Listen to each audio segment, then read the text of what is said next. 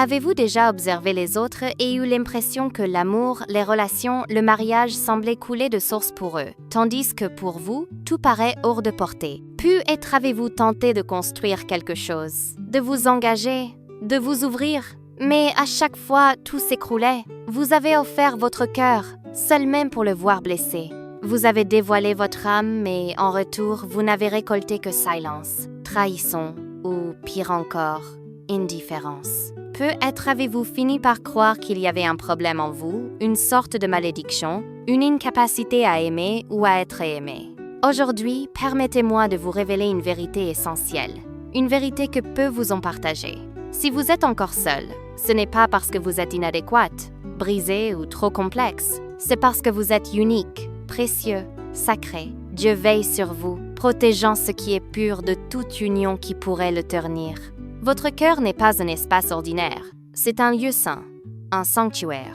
Dieu, dans sa sagesse, le préserve parfois, en vous gardant à l'écart de relations qui ne vibrent pas au diapason de votre destinée.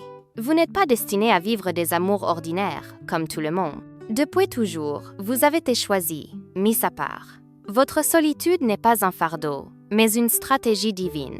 Ce vide que vous ressentez, cette attente qui semble interminable, n'est pas une punition, mais une préparation.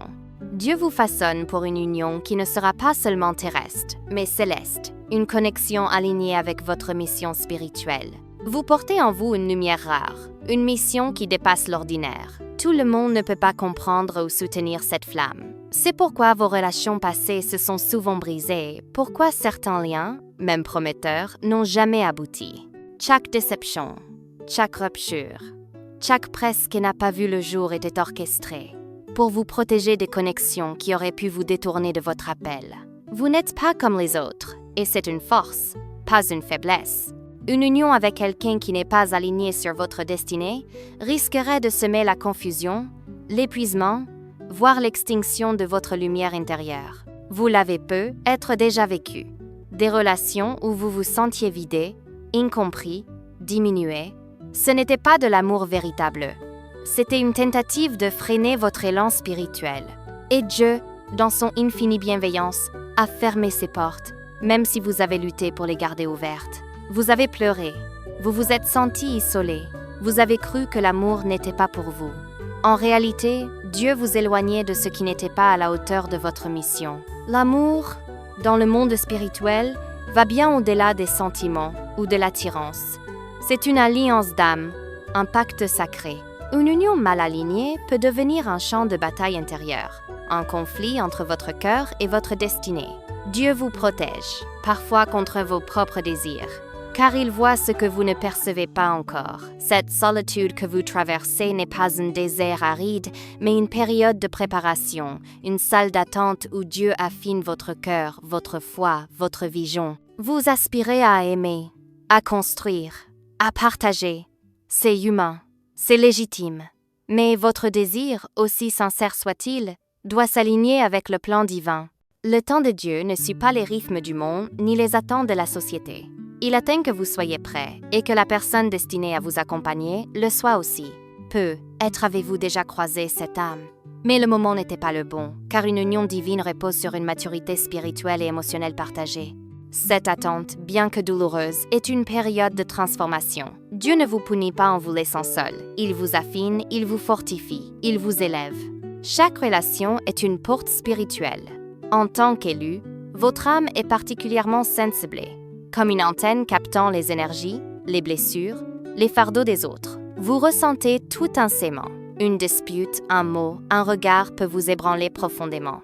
Ce n'est pas une fragilité, c'est une force. Votre capacité à percevoir l'invisible, à ressentir au-delà du tangible.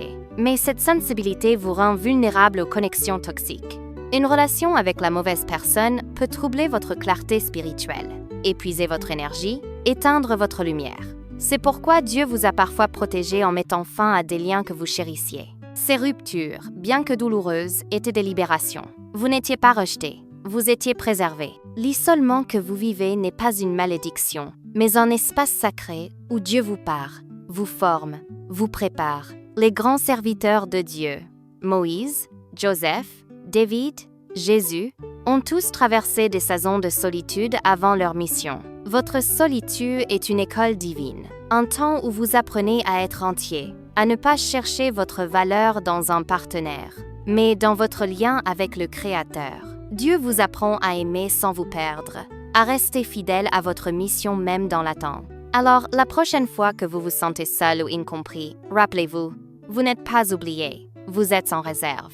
Votre cœur est gardé pour une union qui ne sera pas une simple histoire d'amour, mais une alliance divine, une rencontre qui activera votre destinée. Cette union ne sera pas basée sur des apparences ou des émotions éphémères, mais sur une vérité profonde, une mission partagée.